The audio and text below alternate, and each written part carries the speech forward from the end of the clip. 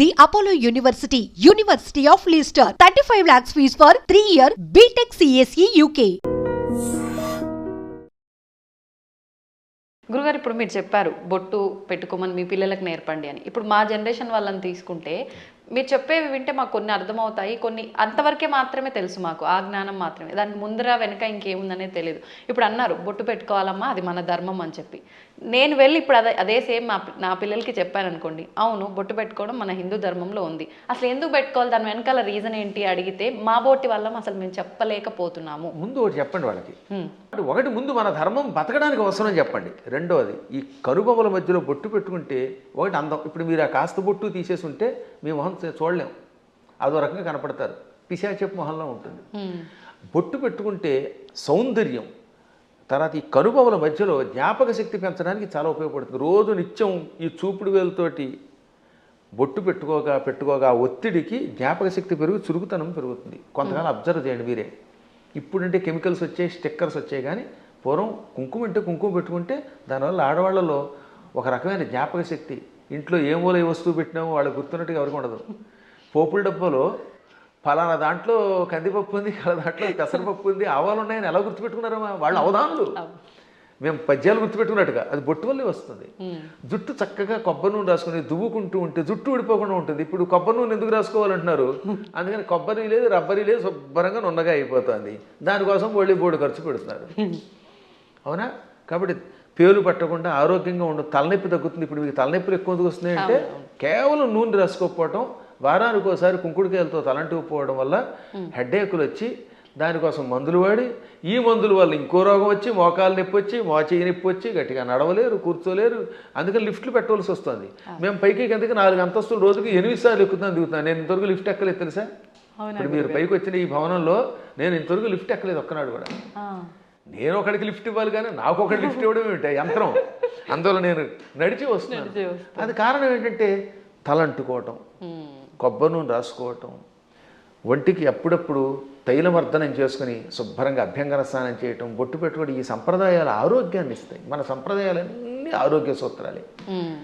మన తలలో ఉన్నటువంటి బ్యాక్టీరియాని చంపి ఆ చేదు, కుంకుడు చేదు బట్టతలు రాకుండా కాపాడుతుంది. రెగ్యులర్గా కుంకుడుకాయతో వారానికి 2 సార్లు 1 సారి స్నానం చేయండి, జుట్టు వస్తుంది. షాంపూలు పెట్టండి, వెంటనే ముందు తెల్లని రంగు క్యాంప్ వేస్తుంది షాంపూ వల్ల, అందుకే తెల్లబడిపోతాయి. ఆ తర్వాత ఈ తెలుపు బాగు చేయడానికి మళ్ళీ రంగు వేయాలి. ఆ రంగు వేసేసరికి మొత్తం జుట్టు ఊడిపోయి చుట్టూతో 4 వెంట్రుకలు దానికి రంగు వేయటం, లేదా మళ్ళీ విగ్గులు పెట్టుకోవడం, ఎన్ని గొడవలు వస్తున్నాయి. కాబట్టి మన సంప్రదాయంలో అన్ని ఆరోగ్యానికి పనికొచ్చేవి. అయినా కొన్ని విషయాల్లో ఇంకెందుకని అడగకూడదండి. నేను ఎందుకు పుట్టానంటే ఏం చెబుతావు? మనం పుట్టామా లేదా? ఆ పుట్టడానికి మన కారణం మన చేతిలో లేదు. అది మన కర్మ ఏది ఉందో మనకు తెలియదు. కాబట్టి నువ్వు ఎందుకు పుట్టావు, నువ్వు ఎందుకు అన్నం తింటావు, అన్నం తిన్నంతకాలం, నువ్వు పుట్టినంతకాలం, నువ్వు ఆ పరిగెడుతున్నంతకాలం నువ్వు ఒట్టెట్టుకోవాల్సిందే. కొన్నింటికి ఇంకా లేదు, నువ్వు లాగి ఒట్టించుకోవటమే. దెబ్బ కనపడుతుందా? దేవుడు ఎక్కడున్నాడో చూపించమని అడిగట్టు వెనకటికి. లింగ పురాణంలో ఒక నాస్తికుడు వచ్చి దేవుడు లేడు, ఉంటే చూపించన్నట్ట. వెంటనే గురువుగారు లాగ్ గోపే తోటి కొట్టాడు. బాబోయ్ అన్నాడు. ఏం బాబోయ్ ఎందుకు అన్నావు అంటే బాధ అన్నాడు. ఏది బాధ చూపించన్నాడు. లాగ్ గోపే కొడితే బాధ కలిగింది అన్నాడు. బాధ ఏది చూపించంటే బాధ ఎలా చూపిస్తామండి, లోపల ఉంటుందన్నట్ట. అలాగే దేవుడు కూడా అంతటా ఉన్నాడురా. ఈ బాధలో, ఆనందంలో, వెలుతురులో, జలంలో ఉన్నది ఆ చైతన్యమే. అది లేకుండా పుట్టావు, లేకపోతే ఎముకల పోగు. ఆ ఎముకల పోగు మీద మళ్ళీ రకరకాల నరాలు, ఆ నరాలను అంటి పెట్టుకుని చీము, నెత్తురు, మాంసం, కండరాలు, మోకాళ్ళల్లో గుజ్జు, మా చేతుల్లో గుజ్జు, కళ్ళల్లో, గుడ్లల్లో చూపు, ఇవన్నీ పెట్టి పైన చర్మం పెట్టి ఓ సౌందర్యం ఇచ్చాడు ఈ శరీరానికి. ఒక్కసారి ఆశ్చర్యంగా ఉంటుంది మనకి. దీని కింద ఎన్ని నాడులు, మనం తిన్న అన్నం గిలకొట్టబడి జీర్ణమై రక్తంగా మారుతుందా, ఆ రక్తం వీటన్నిటికుండా ప్రవహిస్తున్నదా. అసలు ఎంత అద్భుతమైన యంత్రం. ఈ యంత్రాన్ని ఇంకెవడన్నా రీప్లేస్ చేయగలడా? మోకాళ్ళ చెప్పులు మారిస్తే ఒరిజినాలిటీ ఎక్కడ ఉంటుంది? వంగలేవు, కూర్చోలేవు నువ్వు. ఈ ముక్కు మారిస్తే దీంట్లో ఉన్న ఉండవు. ఇటువంటి శరీరం ఒక్కసారి స్తంభించిపోతే ఎందుకు పనికిరాకుండా అయిపోతే అది ఎందుకు పనికిరాకుండా కుళ్ళిపోతుంది. మళ్ళీ దీన్ని కుళ్ళిపోయి పాడైపోవడానికి వీలుగా లోపల బ్యాక్టీరియా పెట్టాడు. పురుగులు వచ్చి తగలబెట్టకపోతే, కాల్చకపోతే, ఈ శరీరం కొంతకాలం అలా మూలండిపోతే లోపల కొత్త పురుగులు పుట్టి దీన్ని తినేసి మళ్ళీ అవి నాశనం అయిపోతాయి. శుద్ధి చేసి వెళ్ళిపోతున్నది. అటువంటి ఈ అస్థిపంజరాన్ని దీని మీద ఇన్ని రకాలైన విశేషాలని పెట్టి సృష్టి కొంతకాలం నడిపిస్తూ మళ్ళీ వీడు వెళ్ళిపోయాక ఎక్కడికి వెళ్ళాడో తెలియకుండా చేసే అపూర్వమైన ఆ అద్భుత దివ్యశక్తే పరమాత్మ అంటే. కాబట్టి వాడు అంతటా ఉన్నాడు. పిల్లలకి పిడివాదం కాకుండా చిన్నప్పటి నుంచి కనుక నేర్పితే 8 ఏళ్ళు వచ్చాక మనం నేర్పలేము. బై బర్త్ చిన్నప్పటి నుంచి బొట్టు బొట్టు కట్టు వాడికి స్తోత్రాలు నేర్పాలి. ఇప్పుడు నేను ఉదాహరణ చూస్తాను, మా మనవడు ఉన్నాడు, మా మనవరాలు ఉండేది, వాళ్ళు రామ అనకుండా అన్నం తినరు. వాళ్ళ అమ్మ నాన్న అలా పెంచుతున్నారు. శివాజీ మహారాజుకి జై అంటాడు మా మనవడు వచ్చి కత్తి తీసి. ఆ శివాజీ కథలు నేర్పారు. ఆ రకంగా చిన్నప్పటి నుంచి నేర్పితే ఖచ్చితంగా ఈ మార్గంలో వస్తారు. నేర్పినారని దరిద్రులు కొంతమంది ఉంటారు, కొంతమంది క్రూరులు. ఆ కమ్యూనిస్టులు మనమేం బాగు చేయలేము. వాళ్ళు నికృష్టులు, వాళ్ళ పక్కన వదిలేద్దాం, అది వాళ్ళ కర్మ.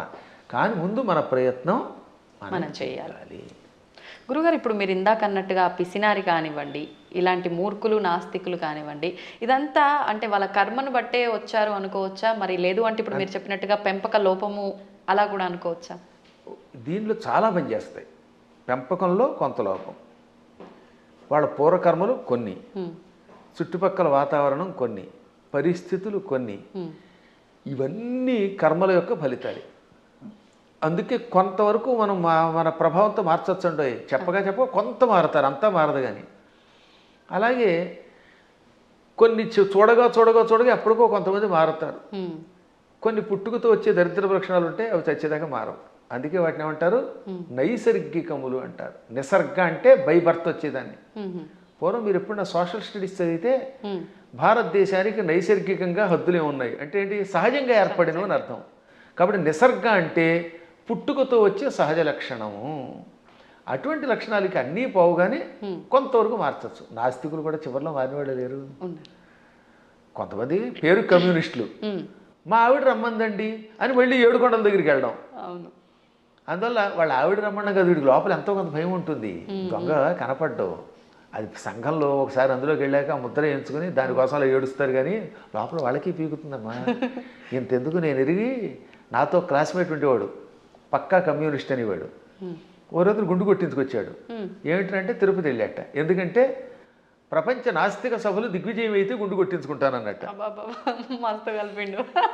అది వ్యవహారం. కాబట్టి ఇలాంటి వాళ్ళు కూడా ఉంటారు.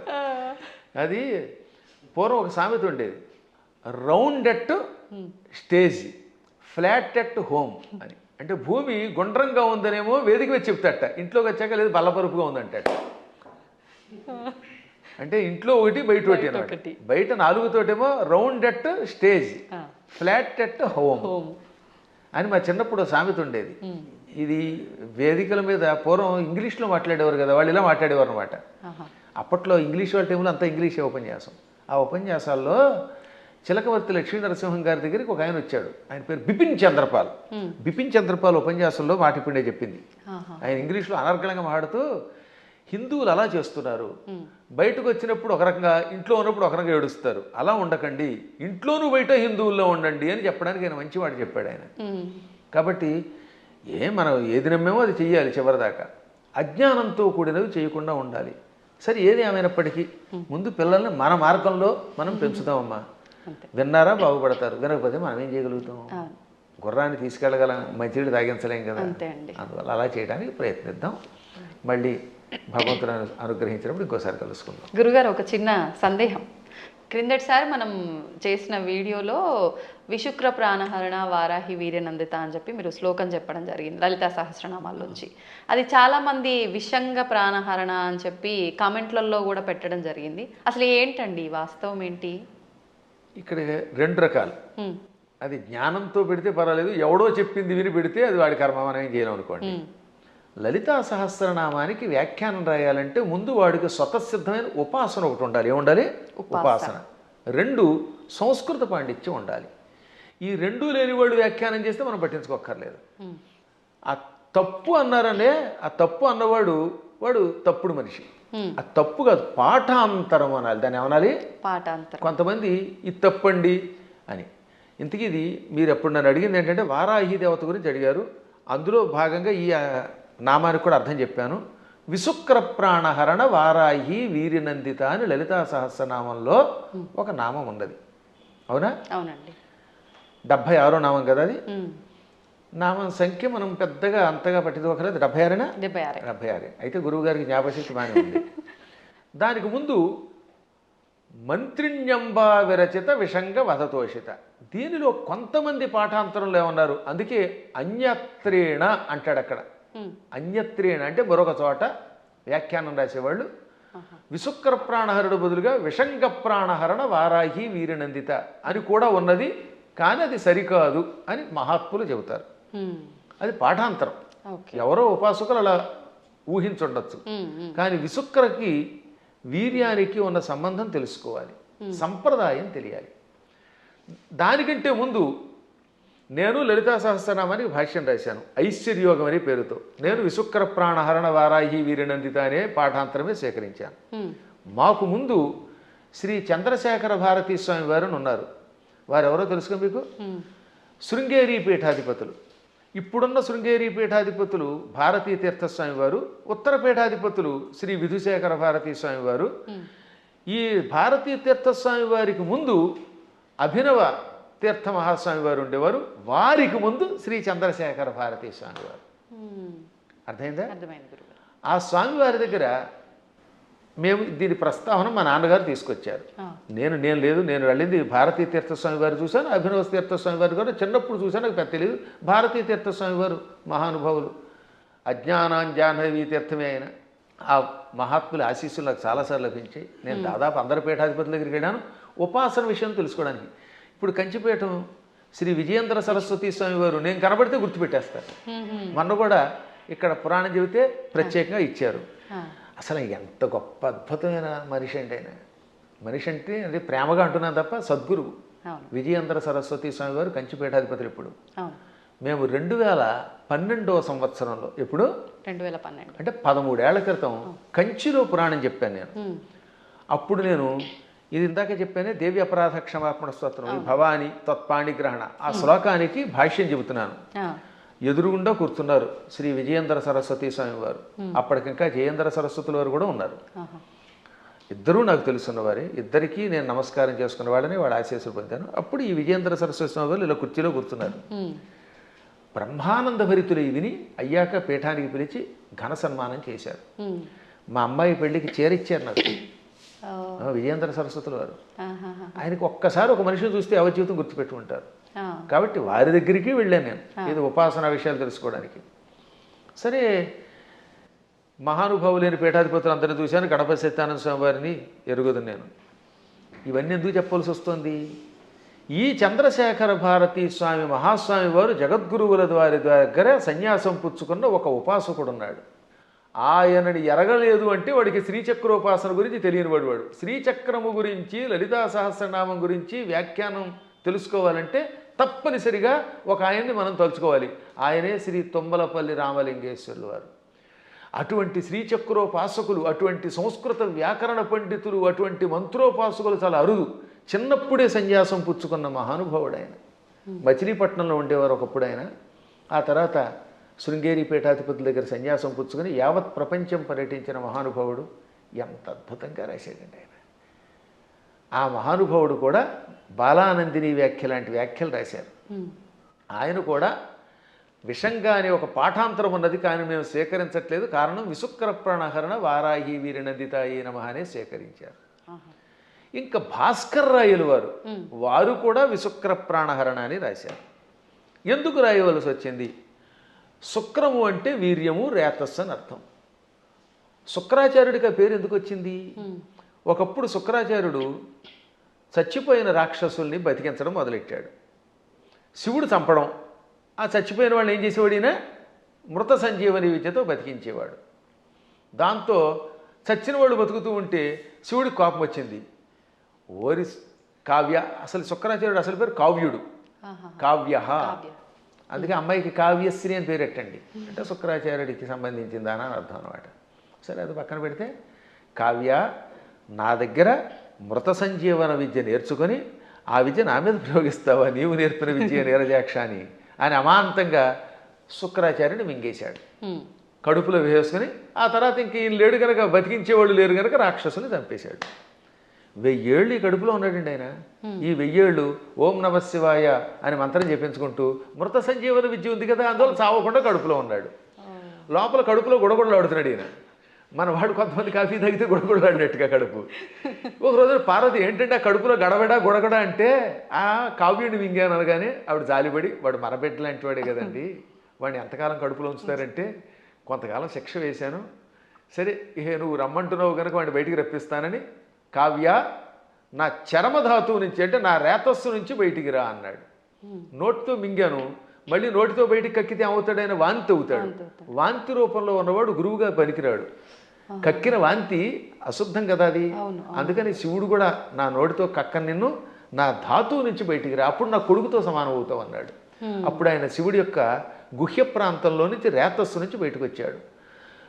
శుక్రము తెల్లగా ఉంటుంది వీర్యము. ఈ లోపల శివుడి యొక్క వీర్యం నుండి బయటికి రావడం వల్ల అప్పటి నుంచి ఆయన కూడా తెల్లగా అందంగా శివుడిలా తయారయ్యాడు. అందుకని శుక్ర ఆచార్యుడు అన్నారు. అర్థమైందా? అలా శుక్రుడు అయ్యాడు ఆయన. ఇది శివపురాణంలో కాశీఖండంలో ఉంటుంది, నేను చెప్పాను కనుక చాలామందికి తెలుసు, విన్నారు. ఇప్పుడు శుక్రం అంటే ఏమిటనమాట? వీర్యము. అందువల్ల ఆయనకు శుక్రుడిని పేరు వచ్చింది. విశుక్రము అంటే విపరీతమైన విశేషమైన అర్థం. వి అనే అక్షరమునకు ఆ ఒక్క అక్షరానికి విశేషమైన వికల్పమైన శుక్రము కలిగినవాడు. అంటే వాడికి విపరీత కామం, చాలా ఎక్కువ రేతస్సు ఉండేది. దాంతో వాడు ఇష్టం వచ్చినట్టు తిరిగేవాడు. ఇప్పుడు వాడు చావాలంటే ఏమవ్వాలి? ఆయుధాలకి చావాడు. వాడిలో ఉన్న రేతస్సంతా లాగేస్తే వాడు చచ్చిపోతాడు. అది వాడికి వరం. అందుకని వారాహి దేవత ఏం చేసింది? మొత్తం వాడి శరీరంలో మనం చూడండి స్ట్రా వేసి డ్రింక్ తాగేసినట్టుగా తన కోరలతో, వారాహి దేవత తన కోరలతో వాడి శరీరాన్ని గుచ్చి వాడిలో ఉన్న వీర్యం అంతా తాగివేసింది. ఇక్కడ వీర్యం అంటే పరాక్రమము, రేతస్సు, 2 అర్థాలు. వీర్య శబ్దానికి బలం అని కూడా అర్థం. అందుకే వీర్యము అంటే రాముడిలో వీర్యం ఉందంటే అక్కడ బలం ఉన్నదని అర్థం అనమాట. ఆ బలాన్ని సత్వాన్ని తాగేసింది. అందువల్ల అక్కడ ఏమన్నాడు? విశుక్ర ప్రాణహరణ, విశుక్రుని యొక్క ప్రాణములను హరించిన, తాగేసిన వారాహి దేవత యొక్క వీర్యమునకు నందిత, సంతోషపడింది లలితది. ఇప్పుడు ఆ విశుక్ర శబ్దానికి ఈ వీర్యానికి ఇంటర్లింక్ ఇప్పుడు మీకు అర్థమైందా? ఆవిడ అక్కడ వీర్యమును తాగేయటం వల్ల ఆ వీర్యమునకు ఆవిడ సంతోషపడింది, ఆ బలానికి సంతోషపడింది. ఇక్కడ విషంగా రాస్తే ఈ రెండింటికి ఉన్న మంత్రార్థాలు, గూఢార్థాలు దెబ్బతింటాయి. ఎందుకంటే కొన్ని చెప్పడానికి స్టేజీ కాబట్టి చెప్పట్లేదు. కాబట్టి విశుక్రుణ్ణి చంపాలంటే వారాహి దేవతే ఉండాలి. అతని ప్రాణం పోవాలంటే లోపల ఉన్న వీర్యమును లాగాలి. వీర్యమును స్వీకరించడం వల్ల ఆవిడ కూడా వీర్యస్వరూపిణి అయ్యింది. ఆవిడ వీర్యస్వరూపిణి అయ్యింది కాబట్టి ఆ వీరత్వానికి ఆవిడ అమ్మవారు సంతోషపడింది. అద్భుతమైనటువంటి భావనలు తెలియాలంటే అక్షరము పరబ్రహ్మముగా ఉపాసించాలి. అందుకే అక్షరమును పరబ్రహ్మం అంటారు. అక్షర పరబ్రహ్మ యోగం అన్నారు. అందుకే భగవద్గీతలో కూడా మా నాన్నగారు చిన్నప్పుడు శబ్ద బ్రహ్మోపాసన చెయ్యాలి అని నాకు చెప్పారు. అంటే శబ్దం ఊరికే పైపైన ఏదో నోటికి వచ్చినట్టు వాగడం కాదు. ఏ శబ్దం వాడినా ఆ శబ్దంలో ప్రతి అక్షరమునకు ఒక అర్థం ఉంటుంది. అర్థం తెలుసుకుని ఉపాసించాలి. ఉదాహరణకి సముద్రము, సాగరము రెండింటికి తేడా ఉంది.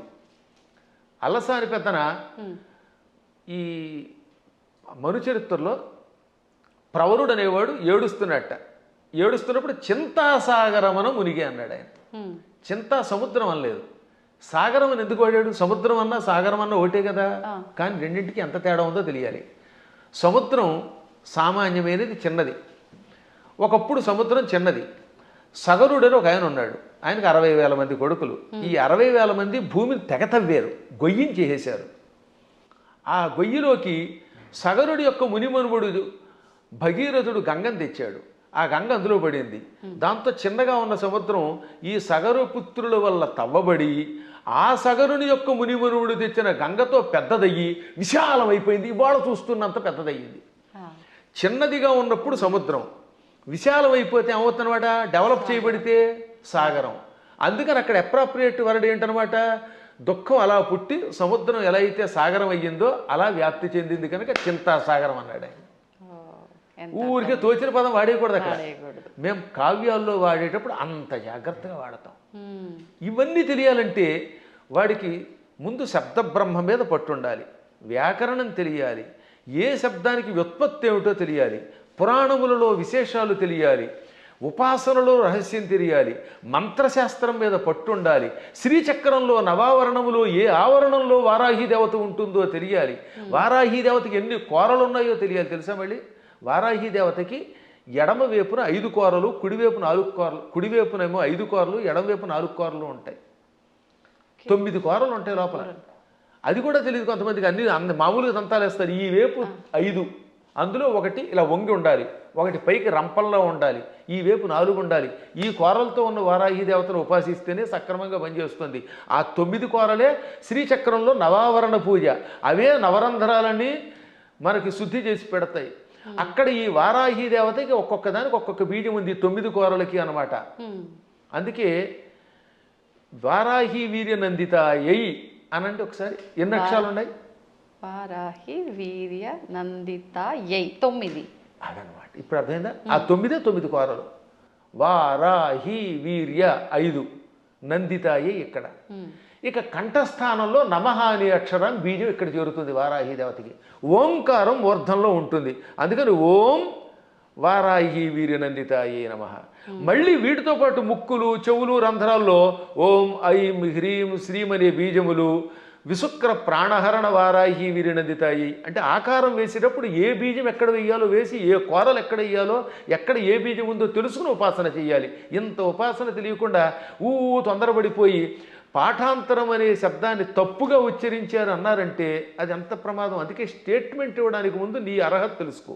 వాస్తవం. లేదా ఫలానా చోటండి పరమాచార్యులు వారు ఇక్కడ పాఠాంతరం ఉందని చెప్పారండి, లేకపోతే ఇంకొక ఆయన ఎవరో ఇలా పాఠాంతరం ఉందని చెప్పారండి, తుమ్మలపల్లి వారు కూడా పాఠాంతరం ఉందనే చెప్పారు, లేదా ఇంకో పెద్ద ఆయన చెప్పారండి అని చెప్పాలి. పాఠాంతరం అనాలి, అక్కడ తప్పనకూడదు.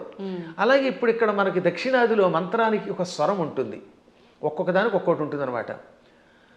రాజాధిరాజాయ ప్రసహ్య సాహినే నమో వయం వై శ్రవణాయ కుర్మహే సమే కామాన్ కామకామాయ మహ్యం కామేశ్వరో వై శ్రవణో దధాతు అని చెప్పాలి. ఈ మంత్రం మంది. ఇది ఉత్తర భారత్లో రాజాధిరాజాయ ప్రసహ్య సాహినే నమో వయం వై శ్రవణాయ అని ఒక గొలుసు కట్టు స్వరం ఉంటుంది. కాబట్టి వాళ్ళు వేద పండితులే, వాళ్ళకి ఆ స్వరంతో నేర్పారు. ఇక్కడ మనకి దక్షిణ భారత్లో ఇది నేర్పారు. కాబట్టి ఇప్పుడు మనం ఇది విని అది తప్పు అంటామా? వాళ్ళు అది విని మనది తప్పు అనాలా? వాళ్ళ గురు పరంపరలో ఆ స్వరంతో ఉడుతుంది. స్వరాలు చాలా ఉన్నాయి. ఇలా స్వరాలు తప్పు అని చెప్పడం వల్లే ఒకప్పుడు పరాశరుడు అంతటి వాడు మళ్ళీ తపస్సు చేయవలసి వచ్చింది. ఆంజనేయుడి యొక్క కథలు ఉంటాయి పరాశర సంహితలో. అందులో ధ్వజదత్తుడు అనేవాడు స్వరాన్ని పక్కవాడిని నీతి తప్పు అని ఆక్షేపిస్తే, స్వరం తప్పు కాదురా, వాళ్ళ సంప్రదాయంలో ఆ శాఖలో ఆ రకమైన స్వరం ఉంటుంది, నువ్వు ఆక్షేపించావు కనుక వచ్చే జన్మలో దరిద్రుడివై పుట్టు అని గురువుగారు చెప్పిస్తే దరిద్రుడై పుట్టాడు వాడు. ఎంత తేడా ఉందో ఆలోచించండి. అందుకని నేను ఎప్పుడు తప్పని అన్నాను. పాఠాంతరంలో అలా ఉంది. సరే, పూర్తిగా తప్పు చెబితే అది వేరే విషయం. శాస్త్రం అనలేరు కొంతమంది. శాస్త్రం ఏం చెబుతోందంటే అంటాడు. అంటే శాకి సాకి తేడా తెలియదు వాడికి. సా అనేది దంత్యం, శా అనేది తాళవ్యం. శాస్త్రం అనకుండా శాస్త్రం అంటే ఏమో ఉంటుంది. ఇప్పుడు మన వాళ్ళకి తెలుగు చెప్పక్కర్లే. పెళ్ళి అనమంటే పెళ్ళి, పెళ్ళి. వెళ్ళి అనమంటే వెళ్ళి. వెళ్ళి అంటే ప్రవాహం అని అర్థం అమ్మా. వెళ్ళి రండి అంటే అక్కడ ఇక్కడ నుంచి ఇంకో చోటకి ప్రయాణం అవ్వండి అని. అదే వెళ్ళి అంటే ప్రవాహం. పాల వెళ్ళి అంటే పాల యొక్క ప్రవాహం, క్షీర సముద్రం అని అర్థం. పాల వెళ్ళి అంటే ఏమిటనుకుంటున్నారు అర్థం? క్షీర సముద్రం అని అర్థం, క్షీరసాగరం. కాబట్టి వెళ్ళి రండి అంటే పొంగెత్తి నీళ్లతో ముంచండి అని అర్థం. మమ్మల్ని ముంచండి అని మీరే చెప్తారు, నా కొంప ముంచండి అని. కాబట్టి వెళ్ళి పెళ్ళి అంటే ఎంత అసహ్యంగా ఉంటుంది. వెళ్ళి అనలేక ఉచ్చారణ రాదు, ఏ శబ్దం ఎలా పలకాలో తెలియదు, మంత్రశాస్త్ర నియమాలు తెలియవు. ఎవడు పడితే వాడు స్టేట్మెంట్ ఇస్తేలాగా. ఎంత గట్టిగా ఎందుకు చెబుతానంటే, ఇంక మీదటైనా పిచ్చి పిచ్చిగా ఇలాంటి వాటిల్లో వింటున్నప్పుడు పిచ్చి కామెంట్లు పెట్టకండి. దానివల్ల నాశనం అవుతారు. తెలిస్తే తెలిసినట్టు పెట్టండి. లేదా మాకు అనుమానం ఉందండి, ఎవరి దగ్గర నా తప్పు అంటారేమిటి, ప్రతివాడు తప్పు అనడానికి. అందువల్ల లలితా సహస్రనామంలో అనేక భాష్యములు ఉన్నాయి. మేము కూడా ఐశ్వర్యయోగం అనే అద్భుతమైనటువంటి ఒక భాష్యం గణపతి సచ్చిదానంద స్వామి వారి యొక్క ఆశీస్సులతో రాసి పెట్టాం. దాన్ని భారతీ తీర్థ మహాస్వామి వారు కూడా సంతోషించి అంగీకరించి పీఠికిచ్చారు. హేమాహేమీరైన జగద్గురువుల యొక్క అనుమతితో రాసినటువంటి గ్రంథాలు. ఎప్పుడైనా మీకు అనుమానం ఉంటే ఒక పాఠాంతరమో అనుమానమో అనండి తప్ప ఫలానా వాళ్ళ దాంట్లో తప్పు ఉందని తొందరపడి అనకండి. తప్పు అనాలంటే ఆ స్థాయి ఉండాలి, దానికి వివరణ ఇవ్వాలి. అంతే, మూల్యాన్ని చెల్లించాలి. ఇప్పుడు ఏమన్నా అంటే అహంకారం ఉండవు. అహంకారం ఏమీ రాని సన్నాసిగా అహంకారం ఉంటే ఏం మాకెందుకు ఉండదమ్మా? అహంకారం ఉండవలసిందే. విశ్వనాథ సత్యనారాయణ గారు ఏమన్నారు తెలుసా? చల్లపిళ్ళ వెంకట శాస్త్రి గారికి నాలాంటి శిష్యుడు ఉండడం ఆయన ఘనత అన్నాడు ఆయన. అదే కాదు అంతే. అప్పుడప్పుడు ఒక్కొక్కసారి భాషా పాండిత్యంలో మేము కూడా అలా అనకపోతే ప్రతి అడ్డమైన వాడు నెత్తి మీద ఎక్కడ మరి. అందువల్ల చిన్నప్పటి నుంచి తిండి తిప్ప మానేసి ఎన్ని శాస్త్రాలు ఎన్ని వ్యాకరణాలు చదువుకున్నాం. 25 శతావధానాలు చేసిన వాడిని ఇంకోటి చూపించండి ప్రస్తుతానికి. మరి ఇన్ని శతావధానాలు చేసిన మమ్మల్నే మీరు నోటికి వచ్చినట్టు ఏదో కామెంట్ పెడితే ఏ అక్షరం ఒక్కరా అని మిమ్మల్ని మేమేమనాలి? అవునా? కాబట్టి సందేహం లేకుండా నేను పండితుండి ఎవడేమనుకున్నా. ఇంకోటమ్మా, అనవసరంగా అహంకారం తెచ్చుకోకూడదు. కానీ అహంకారం ఒక్కోసారి ఉండవలసిందే. పద్మాగర్ గారు సొంత డబ్బా కొడుతున్నాడు అనుకుంటే కొట్టుకోమనండి, ఏం పర్వాలేదు. ఎందుకని? మీరు ఉద్యోగానికి వెళ్ళాలి. ఓ చోట మిమ్మల్ని ఉద్యోగానికి రమ్మన్నారు. అప్పుడు అప్లికేషన్ ఏమని చెప్పాలి మీరు? నేను చవటని, ఆత్మస్థు చేసుకోకూడదు కనుక అంతేత నేను చవటని, నాకేమీ రాదు, వాక్శుద్ధి లేదు, నా మొహం తగలయ్యా, నేను ఇలా ఉంటాను, నాకు ఉద్యోగం ఉండంటే ఇస్తారా? కానీ అప్పుడు ఏం చేయాలి? ఇప్పుడు ఉదాహరణ నేనే ఉద్యోగానికి అప్లై చేశాను ఒకప్పుడు లెక్చరర్గా. ఇప్పుడు గోల్డ్ మెడలిస్ట్ని, ఎంఏలో ఫస్ట్ క్లాస్ నాది, ఫస్ట్ ర్యాంక్ నాది, నేను ఎంఫిల్ చేశాను, పిహెచ్డి చేశాను, లేకపోతే నెట్ పాస్ అయ్యాను, నాకు ఇంత అవధానాలు చేశాను, పండితుడినంటే ఉద్యోగం ఇస్తాడా? నేను నన్ను పొగుడుకోకూడదు కాబట్టి చెప్తానండి, నేను సన్నాసినండి, చవటనండి, నాకేమీ రాదండి, నాకు ఉద్యోగం ఉండండి, ఎవరిస్తాడమ్మా? కాబట్టి ఒక్కోసారి ఆత్మస్తు తప్పదు. ఇలాంటి వాళ్ళకి సమాధానం చెప్పడం కోసం ఇలా మాట్లాడతాం. అలా విత్తప్పుడైతే ఈశ్వర కటాక్షం వల్ల ఇదంతా వచ్చాయి. నేను అలాగే రాసుకున్నాను పద్యంలో, అమ్మా జగన్మాత నిన్ను ఉపాసించి ఇంత గొప్పవాడిని అయ్యాను. అమెరికా వెళ్ళాను, చాలాసార్లు వెళ్ళాను. ఫస్ట్ టైం వెళ్ళినప్పుడు 2006లో 19 ఏళ్ల క్రితం అక్కడ ఓ అద్భుతమైన పద్యం చెప్పాను. ఏమని? ఎక్కడి ఆంధ్రమందు గల ఏలురో, ఎక్కడి ఆంధ్రమందు గల ఏలురో, ఎక్కడి కాలిఫోర్నియా దిక్కును మృక్కులేని పరదేశమునందున నిర్భయముగా ఒక్కడనై చెరించితి, మహోన్నత కీర్తిని గంటి సంపదల్ మిక్కిలి గంటి. ఇదంతా పొగడ్త కింద ఉంది కదా. ఎక్కడి ఏలూరు, ఎక్కడి కాలిఫోర్నియా దిక్కు మొక్కులేని పరదేశంలో నిర్భయంగా ఒక్కడిని తిరిగాను, కీర్తి పొందాను, సంపదలు పొందాను. కానీ చివరిని ఏమన్నాడు తెలుసా? మిక్కిలి కీర్తి గంటిని నీ పద జలేజము భక్తిని గొల్చి అంబిక. అది కొసం మెరుపు. ఇదంతా ఎలా వచ్చింది? నీ పాద పద్మములను భక్తితో ఆరాధించటం వల్ల. సంపదల్ మిక్కిలి గంటి నీ పద జలేజము భక్తిని గొల్చి అంబిక అని ఆ సంపదల్లో లకార పొల్లు చివర ఉండడం వల్ల జలేజములో అలుక్ సమాసంలో ఎతి కూడా పడింది దానికి అలాగా. కాబట్టి చిట్ట చివర అమ్మాయి ఇదంతా నీ అనుగ్రహం అంటాం. మేము ఎప్పుడు వినయంగానే ఉంటాం. కానీ ఒక్కొక్కప్పుడు అజ్ఞానికి సమాధానం చెప్పేటప్పుడు అంత గట్టిగా చెప్పాల్సిందే. కాబట్టి విశుక్ర ప్రాణహరణ అనే పాఠాంతరం ఎక్కువ బాగుంటుంది. పాఠాంతరంలో విషంగా ఉండవచ్చు, అది వేరే విషయం ఉంది. ఉన్నప్పటికీ ఇదే. కాబట్టి ఎవరికి ఏది కావాలంటే వాళ్ళ గురు పరంపరను పెట్టి దాన్ని స్వీకరించెదరుగాక అని మంగళాశాసనం చేస్తూ మరొక్కసారి మీ అందరి దగ్గర సెలవు తీసుకుంటున్నాను. ఈ 2 మాటలు కూడా చెప్పేయండి గురుగారు. ఇంకా ఇప్పుడు ప్రతి ఒక్కరిలో ఉన్న ఒక చిన్న డౌట్ ఏంటంటే, వారాహి అమ్మవారు ఇప్పుడు మీరు చెప్పిన దాన్ని బట్టి పురాణాల నుంచి ఎప్పటి నుంచో ఉన్న విషయమే, కానీ ఇప్పుడు ఈ 3-4 సంవత్సరాల నుంచే కొత్తగా వింటున్నాం ఎక్కువగా. కాబట్టి ఎవరు ఆరాధించకూడదు, గోప్యంగా ఉంచాలి, గుప్త నవరాత్రులు ఇదంతా కూడా మాట్లాడుతున్నారు. అసలు వాస్తవం ఏంటంటే అక్కడ గోప్యంగా ఉంచమని ఎందుకన్నారంటే, ఎవరికి పడితే వాళ్ళకి, అజ్ఞానులకి, నాస్తికులకి, కమర్షియల్గా వాడుకునే వాళ్ళకి చెప్పకూడదు. ఇప్పుడు పెద్ద సమస్య ఏంటంటే, కలియుగంలో ఒక ఆయన కష్టపడి ఉపాసన చేశాడు అనుకోండి, ఇంకెక్కడి నుంచి స్వార్థపరులు బయలుదేరుతున్నారు కొందరు. వాళ్ళు గుడి పెట్టేసి, పీఠం పెట్టేసి ప్రజలు దోచుకుంటారు. మీరు చూస్తూనే ఉన్నారు కదా. చీరలు ప్రమోట్ చేసేవాడు, పూజల్ని ప్రమోట్ చేసేవాళ్ళు, బాబో ఎలా తయారయ్యారంటే అలా తయారయ్యారు. అందుకని వద్దని అండంలో ధర్మం ఉంది. కానీ అసలు ఉపాసన వద్దండం మనవాళ్ళం వద్దండానికి. భక్తి కలిగిన ఎవడైనా ఉపాసకుడే. ఎప్పుడూ ఉన్న ఉపాసనలు. కాకపోతే ఉపాసనలు అనేది మీ ఓపికలను బట్టి చెయ్యండి. మోసగాళ్ళ మోసంలో పడకండి. ఈ విషయంలో మాత్రం మోసగాడు తయారయ్యారు, సందేహం లేకుండా. ఇంకా అక్కడి నుంచి వారాహి దేవతకి ఒక గుడి కట్టేయడం, అందరినీ నా దగ్గరికి వచ్చేయండి అనడం, దాంతో వచ్చిన వాళ్ళ దగ్గర ఏమో డబ్బులు లాగడం, చీరలు లాగడం, గందరగోళం అయిపోతుందమ్మా. వాళ్ళని దృష్టిలో పెట్టు చెప్పారు తప్ప ఉపాసనని తిట్టట్లేదు అవతల వాళ్ళు కూడా. ఈ ఉపాసన పేరు చెప్పి వంచకత్వం ఎక్కువైపోవడం వల్ల వంచకులు దృష్టిలో పెట్టుకుని కొంతమంది వద్దన్నారు తప్ప, అన్నవాళ్ళు కూడా ప్రజల యొక్క బాగుని దృష్టిలో పెట్టుకున్నారు కదా, అది మంచిదే. నిజమైన ఉపాసకులు ఆడంబరం లేకుండా ఉంటారు. ఇప్పుడు ఎప్పుడైనా నేను పూజ చేశాను, ఒక్క పూజ బయట పదే పదే చెప్పుకుంటా డబ్బా కొట్టుకుంటాం కొట్టుకోం, అత్యవసరం వస్తుంది ఒక్కోసారి. అలాంటప్పుడు చెప్పాలి తప్ప వీటితోటి అవతల వాళ్ళ దగ్గర డబ్బులు వసూలు చేయడం, వాళ్ళు మోసం చేయడం తప్పే. కానీ వారాహి ఉపాసన ఇప్పటిది కాదు, యోగ యోగాలుగా బ్రహ్మాండ పురాణంలో ఉంది. బ్రహ్మాండ పురాణం వ్యాసుడు రాశాడు, కొన్ని వేల సంవత్సరాల క్రితమే ఉంది. అవి కూడా కాదంటే అది వాళ్ళ కర్మ. సంతోషం అండి. మంచి అంటే ఒక నిర్ధారణ అనేది జరిగింది ప్రతి ఒక్కరికి కూడా. అంటే పెద్ద పెద్ద జ్ఞానులు యోగులే వారాహి అమ్మవారిని ఆరాధించరు, మీరెవరు ఆరాధించడానికి అని ఖచ్చితంగా చెప్పే వాళ్ళు ఉన్నారు ప్రస్తుతం మీడియా ముఖంగా. అసలు లేదు అందరూ ఆరాధించే వాళ్ళు. అంత మొత్తానికి జనాలకి ఏమైపోయిందంటే ఒక క్లారిటీ మిస్ అయిపోతుంది. సంతోషం గురుగారు, చాలా మంచి విషయాలు తెలియజేశారు. ఇంకా సమయం ఉంటే ఇంకా మాట్లాడాలని ఉంది, కానీ ఇప్పటికే చాలా సమయం అయిపోయింది. మీ అనుమతి ఉంటే మరొకసారి మరొక వీడియోలో తప్పకుండా మంచి విషయాలు మాట్లాడుకుందాం. ధన్యవాదాలండి. తవ్వండి, తవ్వుతూనే శివలింగం సరే దాన్ని అట్లా కప్పేసేయండి, చూపించదండి. Krishna is there. మూర్తి పూజ కాదు, సాక్షాత్ బ్రజేంద్ర నందన భగవాన్ ఉన్నారు మూర్తిలో. ఏమీ ఆశించకుండా ఆరాధించే వాళ్ళు కూడా ఉన్నారా ప్రభుజీ? నిజమైన భక్తి అంటే మనకు తెలియదు కాబట్టి